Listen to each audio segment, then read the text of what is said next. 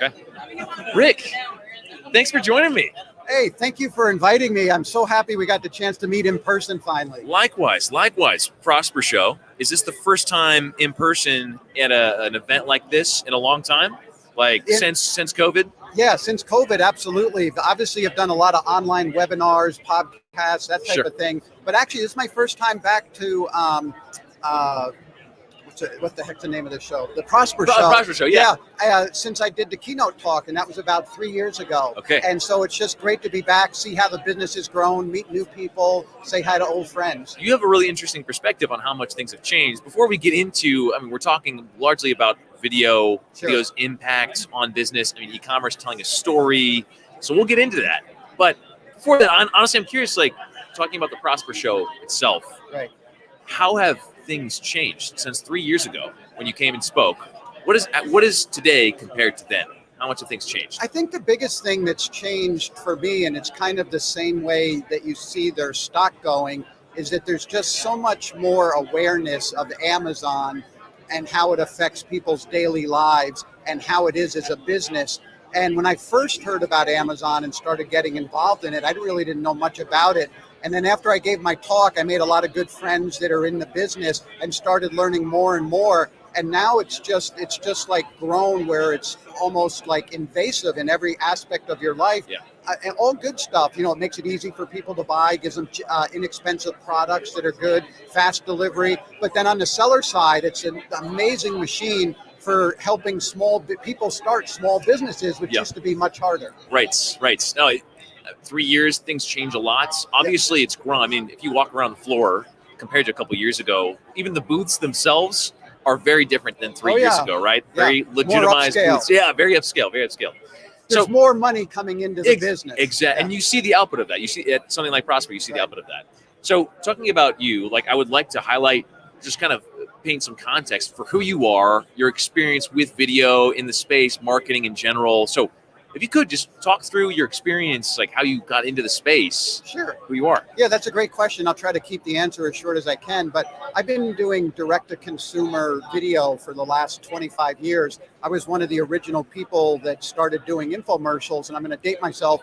Way back in the mid-'80s, I was doing infomercials for the real estate guys. They were the first ones to use TV, direct response TV, to promote their seminars. Since then, I really branched out and started using it as a marketing tool. And probably the first biggest one I did was I had a very successful company called Trillium Health Products, and we marketed the Juice Man juicer and the Bread Man bread machine. It was the first time anyone built a national brand using direct response TV. And the time frame's about 1990 to 1994, and we sold the business at the end of that time. I thought I was going to take a little bit of time off and enjoy life, but because of the success I had, people just kept calling me saying, hey, can you help us with our television video marketing type of thing. Yeah. And one company that called was based in Seattle called Optiva Corporation. They're the makers of the Sonicare toothbrush. Having trouble getting retail distribution. We made a 30-minute infomercial. They ended up being number one on the Inc. list of fastest growing companies and ended up selling the business to Philips Electronics for, I think, $500 million. Wow. And then it just progressed from there. I did the George Foreman Grill and all the early OxyClean infomercials. I did Billy Mays's, if you know Billy Mays, the pitch man. Absolutely. I did his very first infomercial. And then probably one of the ones I'm most proud of, we did all the television marketing for the GoPro camera, which was kind of an exciting product because it was one of the first ones where we were using both TV and online so that you could really see how the television boosted online sales, but then we could repurpose the video we were using for TV for online video, and then also it helped with their Amazon sales. So it was a really fun project. A very rich history. Billy Mays. Yeah, I mean, that goes back. One example of many. You had his first. You were on his first. You pieced together his first infomercial. Yeah, very first, 1996. What was that like? It was the OxyClean. What was that you know what? It was. You the guys that enjoy this as a production people. Billy came from the state fair pitch circuit. If you ever see these guys at the state fair, they'll be behind a booth and they'll be like pitching their product. And if they don't capture people's attention, they don't make any money because people walk by. So Billy said to me, he goes, I don't care what other cameras you have. I want a handheld camera about 4 feet away that I can just talk into. Wow. And he looked at that camera like that was the camera that he was pitching to. And so besides the other the side angle cameras, we had that one camera, and Billy did his whole pitch right into it. It was a very authentic format. And obviously it was successful. Absolutely. OxyClean, turned out another $100 million seller. Absolutely. Wow. Yeah. So you have so much experience in this space of video. I mean, infomercials transitioning into the online space. You talked about was it GoPro? Yeah. Which was it? GoPro was the first one was the where first. we could use both TV and online and YouTube videos. So what core principles of video translate across from infomercial to online? Are they one and the same in terms of connecting with an audience, telling a story, creating an effective piece of media? Yes. Some people don't think they're the same. I think there's a lot of great foundational information that's the same. If we know how to hook a viewer who's standing there with their controller flicking around TV, you know how to hook a viewer that's online before they click away. It's the same concept. The other thing I tell everybody is, direct marketing has been working forever. Just the delivery channels have changed. So, what worked on radio and print and TV now works on Facebook and YouTube and Amazon. Now, granted, the lengths that you use are longer and the formats are a little bit different. But if you understand the human psychology of what people respond to, that translates very well. So let's pull that out a little bit, right? So core principles of creating persuasive video. Okay. What's the foundation of persuasive?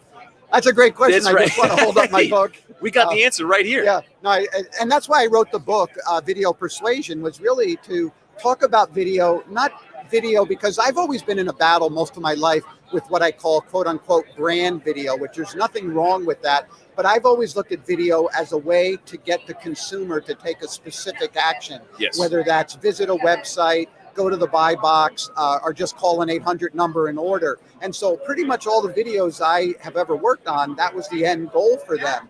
I'm branching out a little more now and doing origin story videos, but that's really my background. And so it is using video to persuade people. So you asked me earlier about how things on Amazon have changed, and video is probably one of the biggest areas. I gave a talk in New York to a Amazon seller group 3 years ago, and my talk was strictly about video, and everybody was looking at me like I was crazy, and it was like before Amazon was really opened up, was into it. And now it's like, and because you're in it, it's like everything's video, everything's content, and Amazon realizes it. The statistics don't lie, that video is a more powerful medium to sell your product and get more click-throughs and get more conversions. And I think see this big transition happening, not just in product videos, but in the video advertising section for Amazon. Interesting. So let's take a specific example. Let's say someone's watching right now. Okay. They're an e-commerce seller. So they have products third party on Amazon.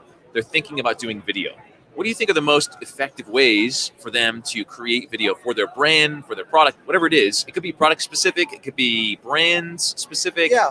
What are some core things that they can do to develop a solid video? And again, there's different types of video. So let's talk about your product listing video. Okay.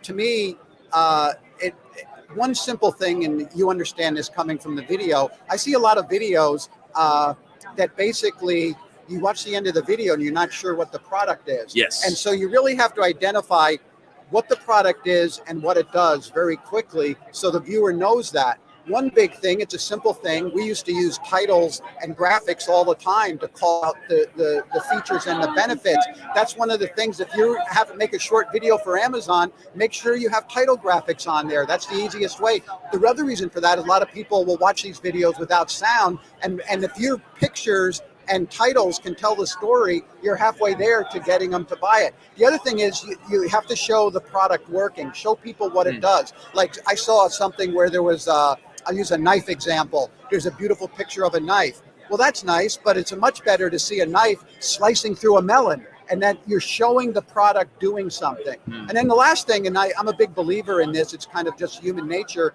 show people using your product. Let them aspire. That's like, wow, that could be me. I did a video a couple of years ago for Jason Boyce. Jason used to sell ping pong tables, and when I saw one of his videos, it was like more like an instruction guide, like how to assemble the table. And I go, Jason, that looks like a lot of work. So we redid the video shoot. And we had a happy family playing ping pong, and people were having fun. And and I give you another example. We marketed he's marketing a coffee maker, the Melita coffee maker, and on the images, he took a video concept where we don't even see the product, but we see someone enjoying a delicious cup of coffee and she's smiling. And then you go to the next one and it talks about how the machine and the titles call out that can automatically have your coffee ready for you. Yeah. So there's a lot of things you can steal from video to make your product image listings better, but just video in general will help for sure. So this is a very specific question about that sequence, like of someone sipping the coffee, right? I'm curious to break down how you came to the conclusion that that would be an effective video to use. What was it about? So you're talking about personal connection, right? Yeah, I always think, Cameron, that there's a little bit of an art and science to this. You've been doing this a long time, and you kind of get a feel for what people respond to. Yeah. And I'm not saying it's any magic or anything like that, but if you're selling a coffee maker and all you see is like the machine and it's not doing anything, I'd much rather see a woman or a man enjoying the delicious coffee, because that's the end result. That's why you're buying the machine, is so you can get to that point of drinking the coffee. Yeah. And that's why I would show something like that. I'm curious to pull out your perspective on live infomercial. So infomercial, I wasn't in the infomercial space, obviously. Right. But it's kind of seemingly it's coming back around when the concept of Amazon Live, or it's really big in China, like this aspect of live product showcases. I'm curious your perspective on why you think that's coming back around, and also what impact does that have serve the e-commerce community? So I was a huge advocate. I even wrote a chapter about it in my book about Amazon Live, because I looked at it as like, well, here's the online version of Home Shopping Network. And we know Home Shopping Network, QVC, is really effective. And it's for the same reasons we're talking about right now. You have a pitch person who's good at selling the product, and even though it looks like they're just like talking about it and demonstrating it, they know what they're doing. They know they're pointing out the benefits, they're answering your questions before you have a chance to answer them. So the live aspect that's happening now with Amazon and other things, I'm just really excited about it, because again, it's taking a format that we know works, we know consumers respond to, and that they're just bringing it, the delivery channels are different. Now, Amazon Live, I had some clients working with it, and the only problem that I found was it was hard to get an audience for it. And if Amazon would do a better job of putting an audience, they have the ability to put in an audience in front of it, I think you'd see sales skyrocket. Do you think they're trying to head in that direction of getting more control over that? I would have to think so, because of everything they're doing with video and video ads and how they're expanding.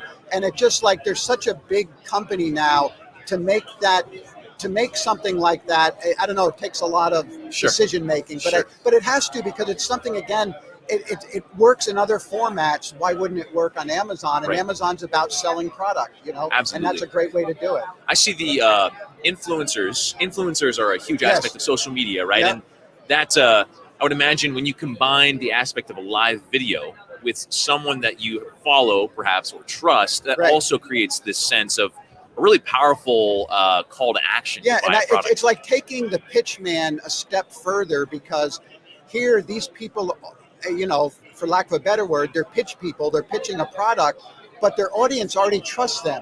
And that's the key thing is a lot of times you have to develop trust and rapport. That's one of the reasons I recommend people make a brand story, origin story. It helps them develop trust and rapport with the company or the brand. But influencers have already taken that step, and that's why they can be really effective to selling to their tribe. Right. Wow.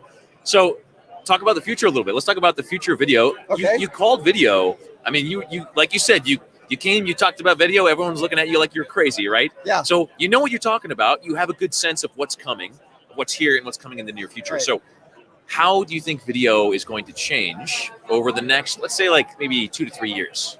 And I'm going to like segment that into, because my whole background is using product to sell something or using product to get people to take an action. Sure. And I just think that it's just going to become more pervasive. That it's in a good way, because it's just a great medium for educating people, whatever it is you want to educate them about a product, about a service. So I just think that whatever online channels are using it right now, I just think they're going to expand the opportunity to use video as technology allows. Sure. I feel like some people who, because I think my goal with this conversation is really to help people who maybe don't think that they can make good videos to make good videos, right? Yeah. To bring people into this mentality that you can make good quality video even without a whole lot of resources. Yeah. What advice would you give to people who maybe have this mental block that I need like the best equipment, I need all these things to make good video? Yeah, and that's a great question, because I think that that scares a lot of people. Yeah. And I think, and I'm not saying you try to do a lousy video, but a lousily done video is better than no video at all. And then it's also part of the learning curve that the next time you do it, you'll do it better. But the big difference and the big advantage people have today is just the fact with their phones. Their phones are an amazing camera. They're better than cameras we used to use 5 years ago that cost $50,000. Your phone has a better camera in it. And then they just understand some very basic things, and you can find Google online, using your phone to make video. There's just a couple little things. It's lighting, having the correct lighting. And it doesn't have to be fancy. You just have to stand correctly with the sun in the right direction, so it's facing you instead of behind you. And then the other area, which I think people make a little mistake, is getting good audio. Now, for under $100, you can buy a simple ring light and a simple microphone, and you can attach it to your phone, and you have everything you need to do to start making video. It's that easy. And I've seen over the last couple of years, I've seen a lot of private label products in ring lights and honestly audio, right? Where people are expanding in companies, brands are creating some pretty good audio type products and light products for less expense. Like this is Shure, right? 2 Shure microphones. Yeah. You can get some really good quality audio for maybe $50 to $100 off of Amazon. Well, it's funny you bring that up, because we're doing a presentation on video this afternoon, and we made a little video called Video Hacks. And then we talk about microphones, and we show them on Amazon exactly where they can buy them. So it's like the technology has made it where you can get superior lighting, superior audio quality, like I said, all for under $100. Amazing. Well, Rick, I want to talk about your book a little bit, like the inspiration. So we're talking, I mean, this whole conversation has to do with video persuasion, right? But you have 2 books here. Yeah. So I'm curious the inspiration behind both. Yeah, well, the video persuasion was kind of more of like a labor of love. I took, we talked about how long I've been doing video, and I just wanted to try and take all the information that was in my head that I've learned over the years and put as much of it as I could into the book. And that's what I did. And this book came out in 2017, and there's already sections that are a little bit outdated that I need to update, mostly about online video. And so I'm going to be updating it next year. But then having gotten involved in Amazon and meeting a lot of the Amazon sellers, a good friend of mine, Jason Boyce, and I, we created this book, The Amazon Jungle. And it was really basically a guide for people who wanted to start selling on Amazon. It's not a get-rich-quick book. It's a practical guide of how to make a product, how to source a product, how to make your product different than the competition. Then once you're on Amazon, here's some things that'll help you brand the product and ways to help market it. We even talk a little bit about off-Amazon marketing as well. And it's just like a handy resource, and it's been doing great. And from Jason's perspective, he runs an agency, and he's always on some media like Fox Business News. He was just interviewed by MSNBC. And he's on GeekWire once a week. And all because of the book. And he's an Amazon expert, and Amazon is such a hot topic right now. It is. Wow. Well, Rick, thank you for coming on the show. Yeah. I really appreciate you talking about your expertise with video, with selling. I mean, you obviously know what you're talking about.